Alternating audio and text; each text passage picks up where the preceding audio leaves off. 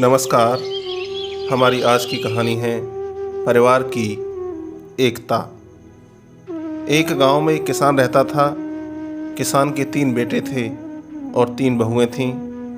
किसान के पास थोड़ी बहुत ज़मीन थी जिसमें मेहनत मजदूरी करके किसान की रोजी रोटी चलती थी। एक साल सूखे के कारण फसल नहीं हुई। किसान ने सोचा शहर में जाकर मेहनत मजदूरी करके रोटी का जुगाड़ किया जाए। किसान अपने परिवार को साथ लेकर शहर की तरफ चल दिया। दिन में जब धूप तेज हो गई तो किसान ने सोचा कुछ देर के लिए किसी पेड़ के नीचे बैठा जाए। वे सभी एक घनी छाया वाले बरगद के पेड़ के नीचे बैठ गए। किसान ने सोचा कि खाली बैठने से भला कोई काम कर लिया जाए। उसने अपने एक बेटे से कहा कि तुम जाकर जूट ले आओ। दूसरे बेटे से कहा तुम कहीं से सब्जी ले आओ। तीसरे बेटे से कहा तुम कहीं से खाने का बाकी सामान ले आओ। किसान ने अपनी बहुओं को भी काम पर लगा दिया। एक से कहा तुम पानी ले आओ, दूसरे से कहा तुम लकड़ी ले आओ, तीसरी से कहा तुम आटा गूंथ लो। सब अपने अपने काम पर लग गए। जूट आने पर किसान रस्सी बनाने लग गया। जिस पेड़ के नीचे वे बैठे थे उस पेड़ पर एक दानव रहता था।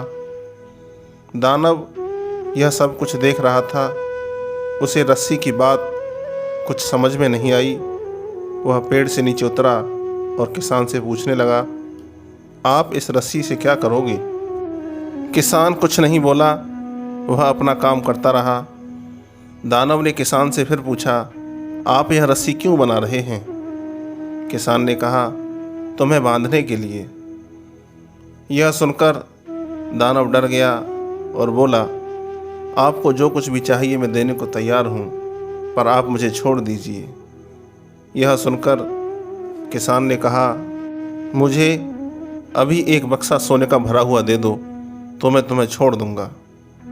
दानव उसी समय एक बक्सा सोने से भरा हुआ ले आया और किसान से बोला, ये लो सोने से भरा बक्सा और यहाँ से चले जाओ। किसान ने सोने का बक्सा लिया और गांव की तरफ वापस लौट आया। अब किसान के दिन अच्छे कटने लग गए। किसान के ठाट बाट देखकर उसके पड़ोसी ने इसके बारे में जानना चाहा तो किसान ने सारा किस्सा पड़ोसी किसान को बता दिया। पड़ोसी किसान लालच में आ गया। उसने भी यह तरकीब अपनाने की सोची। वह अपने सारे परिवार को इकट्ठा करके चल दिया। उसी पेड़ के नीचे वह भी जा बैठा जिस पेड़ पर दानव रहता था। पड़ोसी किसान ने अपने बेटे से कहा कि तुम कहीं से जूट ले आओ। दूसरे बेटे से कहा तुम कहीं से सब्जी ले आओ। तीसरे बेटे से कहा तुम खाने का बाकी सामान ले आओ। फिर उसने अपनी बहुओं को भी कहा कि तुम पानी ले आओ, तुम लकड़ी ले आओ और तुम आटा गूंथ लो। पर किसी ने भी पड़ोसी किसान की नहीं सुनी। सब अपने में ही मस्त रहे। आखिर में किसान खुद ही सारा काम करके रस्सी बनाने लग गया। दानव यह सब कुछ देख रहा था।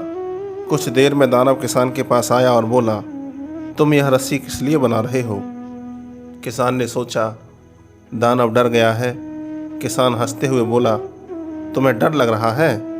यह रस्सी मैं तुम्हें बांधने के लिए ही बना रहा हूँ।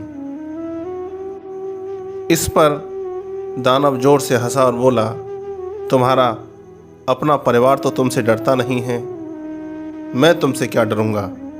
पहले परिवार को बांध लो फिर किसी को बांधना। यह कहकर दानव ने लात मारकर उस किसान को वहाँ से भगा दिया और पेड़ पर चला गया। लालची किसान अपना सा मोह लेकर गांव को लौट आया। इसलिए आदमी को चाहिए कि वह पहले अपने परिवार को आज्ञाकारी बनाए, फिर किसी दूसरे से कोई उम्मीद करे। जिस परिवार में एकता न हो, आपसी प्रेम न हो और जो आपस में एक दूसरे की बात को न समझते हों, उस परिवार को कोई महत्व नहीं देता है। इसलिए हमें अपने परिवार में आपसी प्रेम, एकता बनाकर रखनी चाहिए।